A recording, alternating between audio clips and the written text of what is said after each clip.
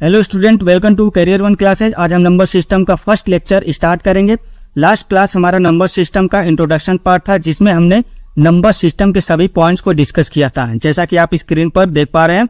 और उसके साथ ही कुछ इंपॉर्टेंट पॉइंट को भी डिस्कस किया था। इस इंपॉर्टेंट पॉइंट में हमने देखा था कि कैसे हम इन पॉइंट के अकॉर्डिंग चलते हुए एग्जाम में 100% स्कोर कर सकते हैं। तो इन सभी पॉइंट्स को हमने डिस्कस किया था। आज हम नंबर सिस्टम के फर्स्ट लेक्चर को स्टार्ट करेंगे। जैसा कि लास्ट क्लास में हमने डिस्कस किया था कि नंबर सिस्टम को टोटल 7 लेक्चर में कंप्लीट करेंगे। तो आज हम फर्स्ट लेक्चर स्टार्ट करेंगे। तो फर्स्ट लेक्चर में हम क्या क्या पढ़ने वाले हैं, जैसा कि आप देख रहे हैं कि फर्स्ट लेक्चर में हम लोग पढ़ेंगे digit, Indian system of numeration, international system of numeration, face value, place value and comma seen number. तो फेस वैल्यू, प्लेस वैल्यू को हम इंडियन सिस्टम और इंटरनेशनल सिस्टम में ही पढ़ेंगे। क्लियर है? तो चलिए स्टार्ट करते हैं। डिजिट और इसके बारे में जानेंगे।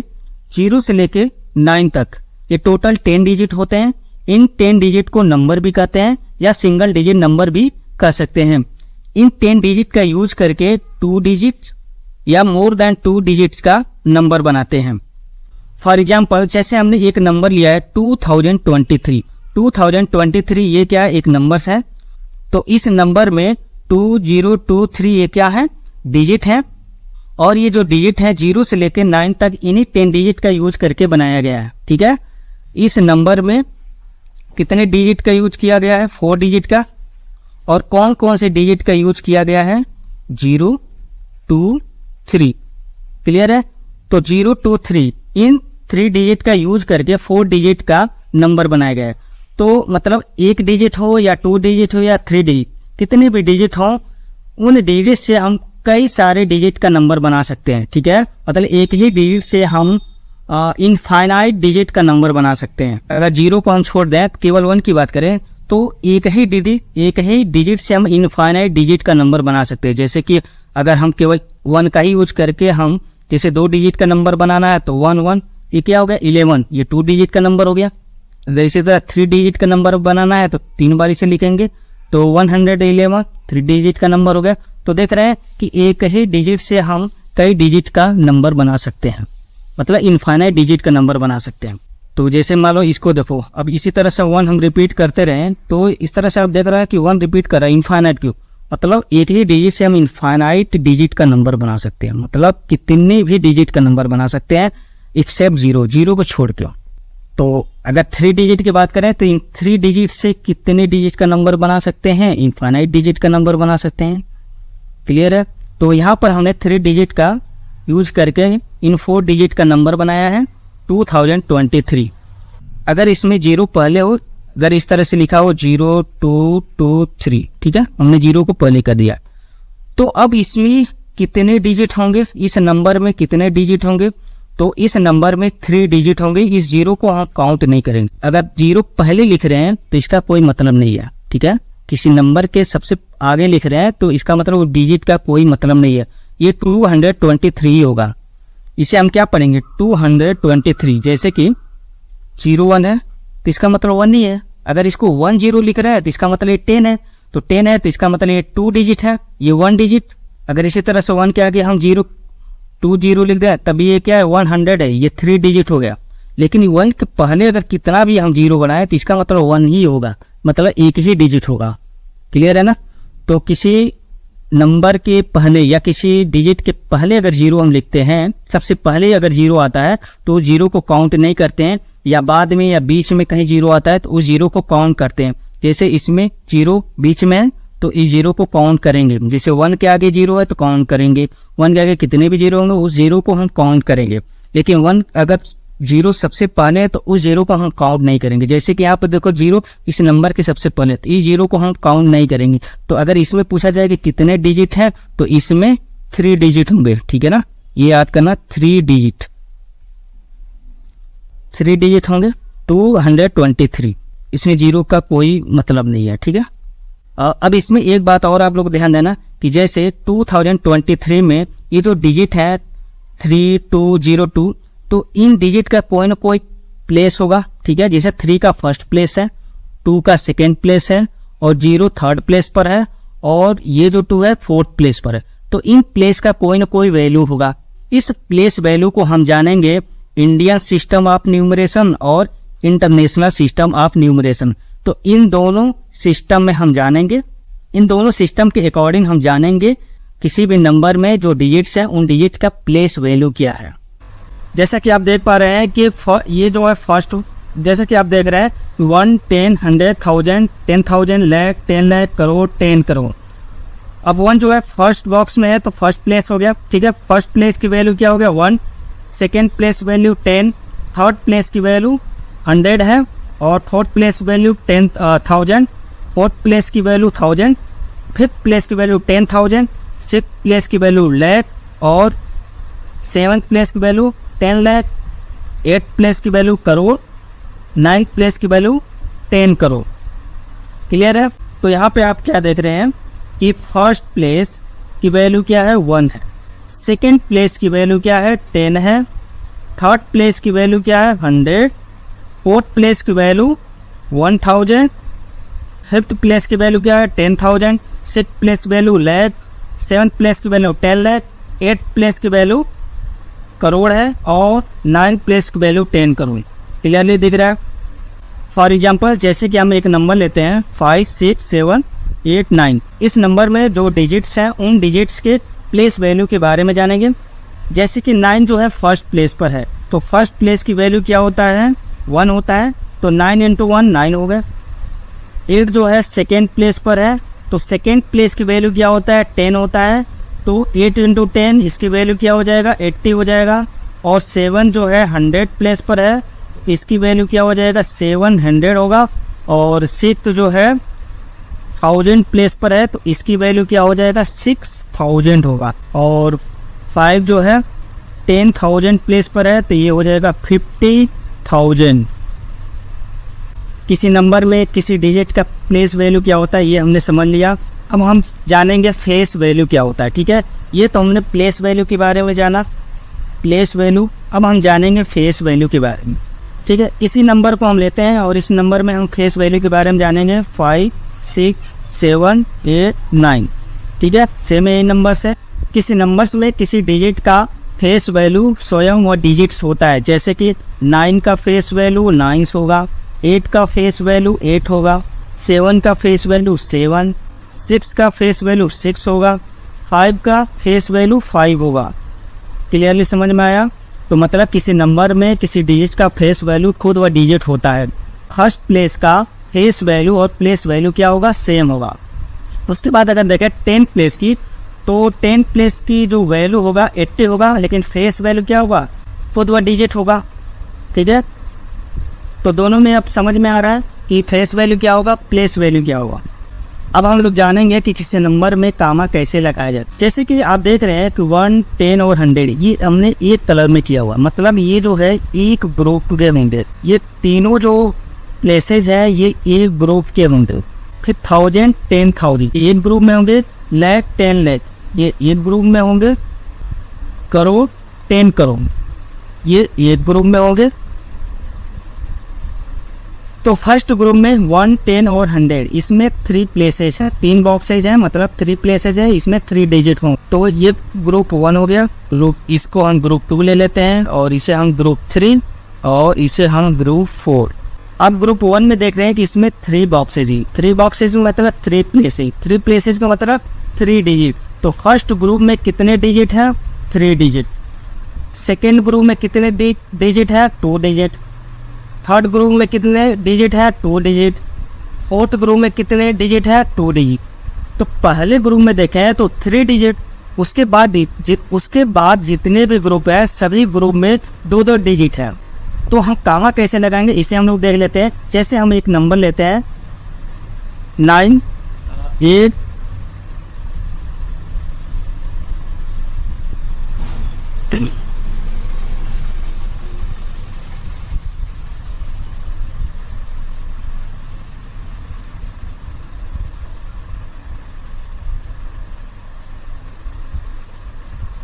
जैसे कि हम एक नंबर लेते हैं 9, 8, 7, 6, 5, 4, 3, 2, 1, 0।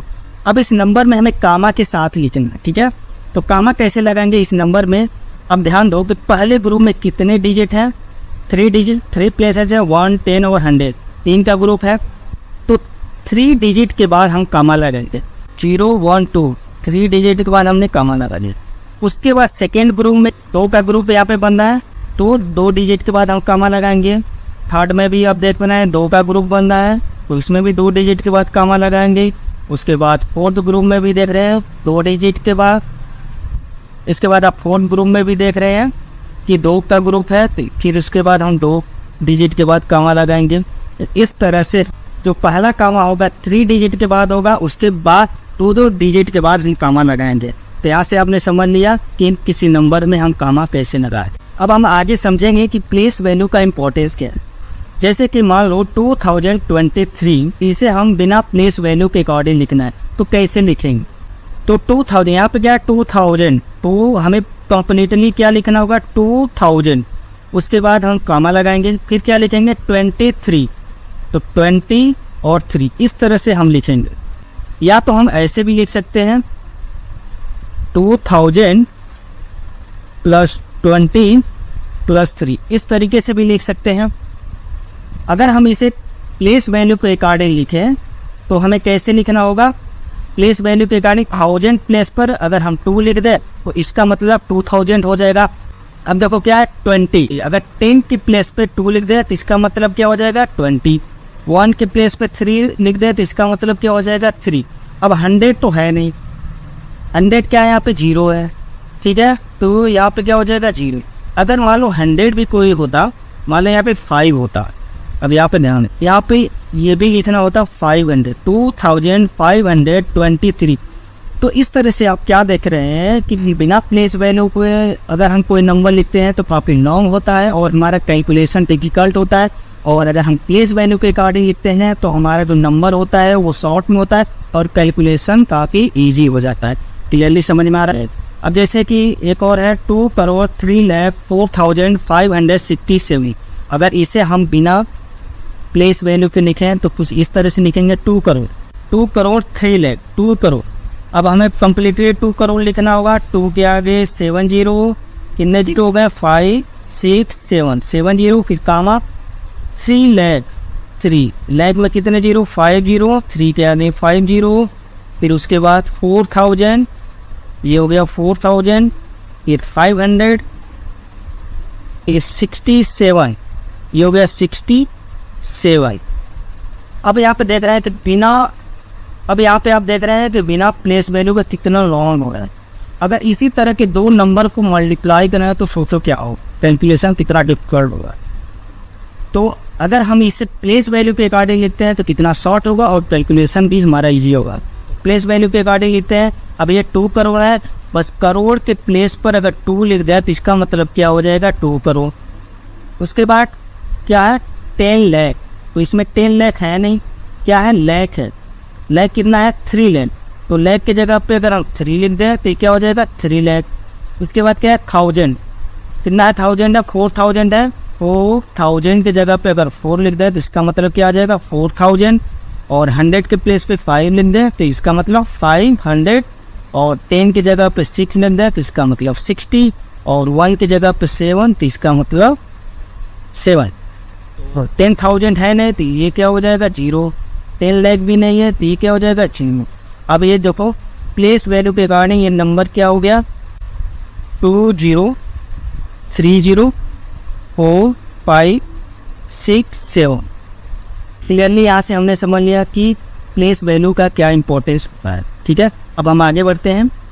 अब हम देखेंगे कि मान लो कोई डेसिमल नंबर्स हैं, उस डेसिमल नंबर्स में जो डिजिट्स हैं उनके प्लेस वैल्यू क्या। फॉर एग्जांपल जैसे कि हम यहाँ पे एक डेसिमल नंबर्स लेते हैं 23.456।